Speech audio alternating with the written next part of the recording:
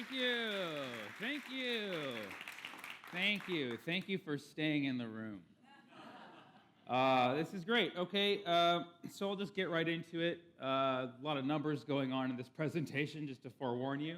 And I haven't done PowerPoint in a long time, so that was just for me. And so I want you to get to know me. My name is Sammy Obeid. Just things you should know about me. I'm 33 years old, or T-minus 0 in Jesus years. I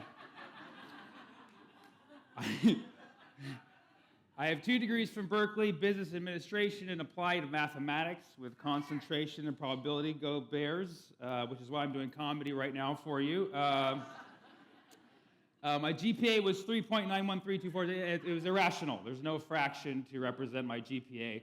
But I like to brag about it because there's nothing else I use it for.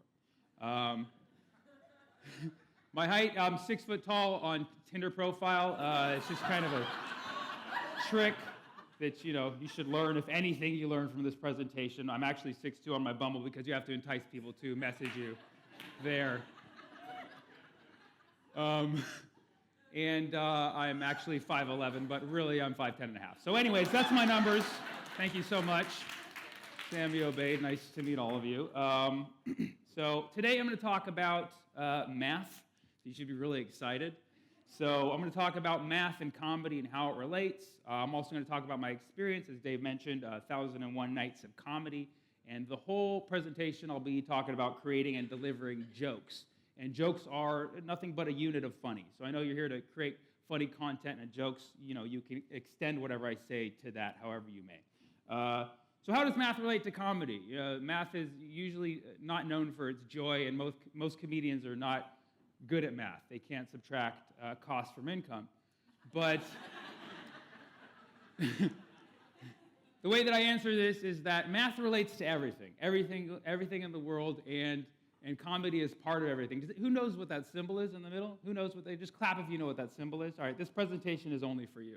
I'm going to be using a lot of that kind of stuff. That means comedy is a subset of everything, right? And so math is everywhere. You can't avoid math. Even if we got rid of math, the world would fall apart and there would be aftermath. So you're doing math. Thank you. It's a joke. It's a joke. So every comedic principle can be expressed mathematically, as I will show you a few examples in this presentation, and also, conversely, every mathematical principle can be turned into a joke. Not necessarily a good joke, but a joke, okay? Like I write these math jokes, they don't always get a lot of love. I can't approach a woman at a bar and be like, hey, what did the triangle say to the square when they were buying a house together? Cosine, what's your sign, right? No. She'll yell, she'll go off on a tangent. Okay, that's a full trigonometry joke. Thank you so much. And as you can see, some people like it and some people are like, whatever. So this is comedy. So let's start with basics. You may have heard this before. Comedy equals tragedy plus time. It comes from a famous Mark Twain quote. Very easy to understand, right? Something tragic happens. You got to wait some time before it actually becomes funny, right? You get that. But you can actually do subtraction here, subtract tragedy from both sides. You get time equals comedy minus tragedy, which makes sense because time flies when you're having fun. You know what I mean? And you can also subtract time from both sides, and you get comedy minus tragedy minus time equals 0, because comedy that doesn't come from any kind of pain and you don't take any time or perspective to put it together is just boring. It's nothing. So that's just something to remember, okay? Cool. But really, it shouldn't be just a simple addition equation like that. It's actually comedy, tragedy, and time I've determined is more of a cubic function, okay? So which makes sense. If you have the tragedy right there, that's when the tragedy hits. It's not funny at first. You have what's called the too soon period, right? And then as time goes on, things get funny, So for instance, like the Titanic, right? The tragedy was when it hit the iceberg. The first few years, that was too soon, and now it's just been, they're exponentially funny. Titanic jokes. And then obviously, you could see before the tragedy happened, like you could say, oh, the Titanic's gonna crash. That's funny because nobody would know what you're talking about, so it's just funny. You see what I'm saying? Okay, cool. So people think that there's not actually a mathematical definition for funny, but there is an official formula for funny, and I know this because I made it up myself.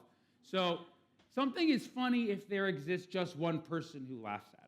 Okay, so that's all you need. You just need to find that one person. And if you have that person your whole life, then you're funny as far as you know. But I've actually determined the formal equation. This also not including yourself, by the way. Just want to make sure that's clear. You don't count in this equation. So F, which is the funny ratio, equals the total people who laugh divided by the total population. And this corresponds to something you say or something you do, your bit, whatever it is, okay? So it's a ratio. This is a fair definition. And just to let you know, F is always less than 1. You'll never please everybody. This is just a mathematical fact. You will never please everybody. There's always going to be one hater, one critic. And unfunny is when F equals 0. So people casually throw around unfunny all the time, but really there's people who would probably laugh at what you're saying. It's really unfunny when F equals 0. And also, F can be less than 0. It can be negative when nobody laughs at your joke, but you do. So that's negative points. So it's okay if you laugh if other people are laughing, but as soon as nobody's laughing and you're laughing, you're the opposite of funny. But the good news is if you make one person laugh, you're probably going to make more because laughter is contagious, right? We've heard this expression before.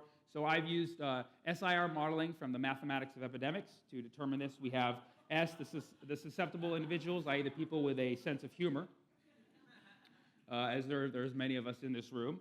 Then you have I is the number infected, the people who are laughing at the time, and R, the recovered people who already laughed and they're recovering. So you have J, the number of jokes, and F is how funny the jokes are from the previous slide. So I've determined it's a series of differential equations, and you want to solve for I of t. Anybody know the solution? Okay, this will be your homework assignment. Figure it out because I'm not here to spoon feed it to you. But as you can see, this checks out based on my previous slide, because again, if F is 0, then the recovery rate, right, they're recovering as fast as they're getting infected, which makes sense. You're not funny, so they're recovering. And then obviously, as I said, F can never be 1, which makes sense because if that was 0, people would be recovering at the same rate they're being infected. Again, you guys know what I'm talking about. The goal is I didn't think about this too much. The goal is in comedy is to infect as many people as possible and hope that they don't recover. So that's just a mathematical way of looking at it. And but comedy, it's dangerous, really. There was once a man in London who actually died because he laughed for 25 minutes straight. And I'm not proud of this, but I can kill people. Like, this is this is how I impress women. Like, it's a dangerous job. Every joke I tell is like a bullet, pop, pop. You never know. They're like, Sammy, you're not even that funny. I'm like, yeah, because I care. You know what I mean? So. Now, this is an easier one. This one's about me, because people say, Sammy, how'd you major in math and business and then end up in comedy? What's that hidden factor that? Wow, anybody have a guess? Marijuana. It's marijuana. Marijuana. Math plus business plus pot equals comedy, all right? So, again, we're just using simple subtraction here. Marijuana equals comedy minus math and business because marijuana makes things really funny, lets your math skills and your business skills, right? Also using subtraction, business equals comedy minus math minus marijuana, which makes sense because to be good at business, you don't necessarily have to be good at math. Most CEOs aren't. They're just really funny people, and they don't smoke weed on the job. So I once did comedy 1,001 nights in a row, 1,000 days. There was some press about it. I was in the New York Times, Time Magazine, Splitsider, LA Weekly. I was on Conan. As you can see, every media source got a different number, like 999, 1001. So as you can never really trust the media. That just kind of goes to show that. But basically, I did comedy a lot of times in a row. And if anybody wants a signed copy of this slide, you can hit me up after. But I learned a lot of important things from this experience. I was doing comedy every night, and a couple key takeaways I had. And for instance, one story I like to share is here from San Francisco, I couldn't find a set on a Sunday night, so I had to bum rush an Irish bar called Ireland's 32 on Geary, and I had to interrupt their karaoke to do stand-up, and they were not happy about it. They were really not happy. And a guy punched me in the stomach after I did 5 minutes of grade A material.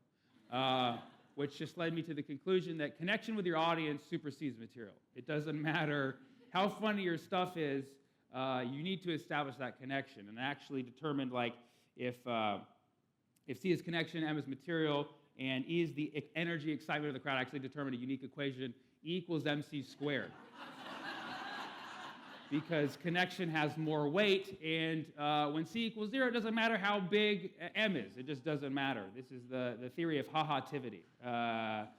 Funny is relative, okay? It's all relative. So, you guys are taking notes. You guys are taking notes, right? Okay, cool. I prepared this just for this event. I'll probably never do this ever again in my life, just so you know that. I know. Unless you bring me to your... Okay, anyway, so a corollary of connection with your audience is being likable. Everybody likes somebody who's likable, and if you're likable, it's much easier to be funny. And there's just a couple ways that I found it very easy to become likable. First of all, be a good person. I realized that when I started being a better person, people liked me. I stopped, I didn't talk smack about people. I was very nice and, friendly. I was in front of a grocery store. Some guy came up to me and was like, "Hey, man, do you have a moment to help save the environment?" I said, "Absolutely." So he gave me a pamphlet. I recycled it right away. So it's funny. It's funny to be likable by being a good person. Also, put yourself down. A lot of people, they're thinking, "I want to be funny, but I'm going to start by making fun of everybody in the world except myself." So be self-deprecating. That's the best way to start. Always start by making fun of yourself. I would advise, write 100 jokes about yourself before you even think about writing a joke about anybody else. And it's a great way to set up jokes, too. For instance, I'm not a man's man at all. I'm not good with cars. It's embarrassing. Last week, I got a flat tire right next to a homeless man, so I was looking at him for help. For once, it was opposite world. He's like, "Spare change?" I'm like, "Change spare?" So I had to set that up by saying that I'm not a man's man, otherwise it just sounds like I'm making fun of a homeless guy, but I'm not. So find a way to relate to people. You've already heard this, be relatable. There's many ways to relate, but the best way to find out how to relate to people is to talk to people, listen to people, see what's going on people's minds. I've been on the gluten-free diet for a few weeks now. Anybody do gluten-free? Gluten-free? Okay, great. Yeah, I've been feeling clear, focused, energetic. Then I ate a waffle. You know what I felt? Happy. What was that? I played both sides of the equation there. You see how I did that? So find the ways to be likable. Okay. So, end of the day, nothing is funnier than the truth. They have a saying, it's funny because it's true. And a corollary of this is that the funniest thing that you'll ever say is something that only you would say. If somebody says, "Yeah, Phil would say that," then that's a Phil saying, I realized this on stage when I just started saying things that were true. They were getting big laughs.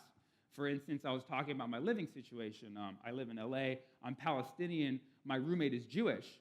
So we're always fighting over where his room starts and mine ends. He pays more rent, but I've been there longer. So, and that was a real thing. I just said it, and I realized it was a good joke. But you want to find places to draw from. Again, whether you're creating content for your job or you just want to make people laugh, I would say start with yourself. Find places to draw from in your life. Easy ways to do this are simple things, like your name. So my name is Sammy. I was named after my grandfather. He was a sandwich. My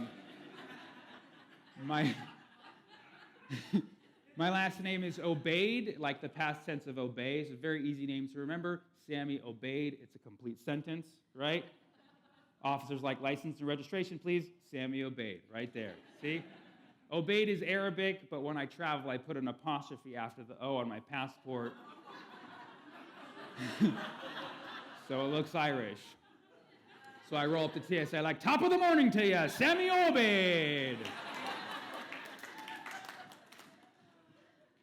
So write a joke about your name. It's very simple. Your appearance, sometimes in the middle of my act, I just say, "Guys, I'm not even Sammy Obeid, I'm actually David Blaine." And then that'll get a laugh. Know what you look like. Know your doppelganger. Know your features. Make fun of yourself. Your appearance is a great place to start. It'll make you endearing. Your unique family tree. So my dad grew up in the Middle East. My mom grew up in the Middle East of Texas. So, yeah, I'm Arab and Texan. My blood is pure oil, okay? So, thank you. Arab and Texan. I put the yal and yalla, you know what I'm saying? So that's only a joke that I can make. And then your area of expertise. Know what you're good at and stick with that. So I'm good with math, I'm good with puns, I'm good at making lists, and I'm good at creating algorithms. In fact, I'm probably not going to be doing comedy for much longer because I recently wrote an algorithm for an app that just got picked up in Silicon Valley. I'm really, really stoked about it. Thank you. It's a dating app for people in the oil industry. It's called Fracker. So, yeah, I know. I thought I was doing something great for romance, but every sleazy guy in the app is using the same opening line. He's just like, want to frack? And girls are like, that's so crude, you know? He's like, I thought you wanted to drill. I'm looking for a guy who's more refined, okay? Oh, this thing is rigged. Oh, well, good luck finding an alternative. Better go to the wind power site. It's called Blower. Oh, why want to lay the pipeline? Looks like this is a dry hole. Oh, frack you, Derek. Go frack yourself, Derek. Okay, Miss Fields, I wish you well. That's my new app. It's coming out next month in Silicon Valley. Thank you. Puns, lists, and algorithms. Find what you know and do it. Okay? So, and like I guess the last thing that's the most obvious from my 1001 Nights in Comedy is that if you really want to be good at something, do it every day. Find a way to do it every day. Just put it on your calendar. Make an object. Create a ritual. Do it first thing in the morning. Just something. As long as you do something every day. And the cool thing is, if you really love something, it's easy to do every day. So really, the only reason you would want to do it is if you love it. I mean, if you don't love being funny, just stop. If your average is less than 0.2. Because if you don't love it, there's no reason to do it unless you're really good at it.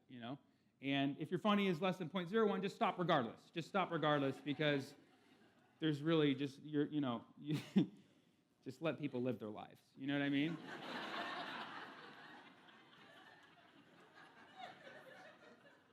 But that's really all I want to say. And just before I get out of here, I just want to show you this slide one more time. Thank you so much. Thank you. Thank you.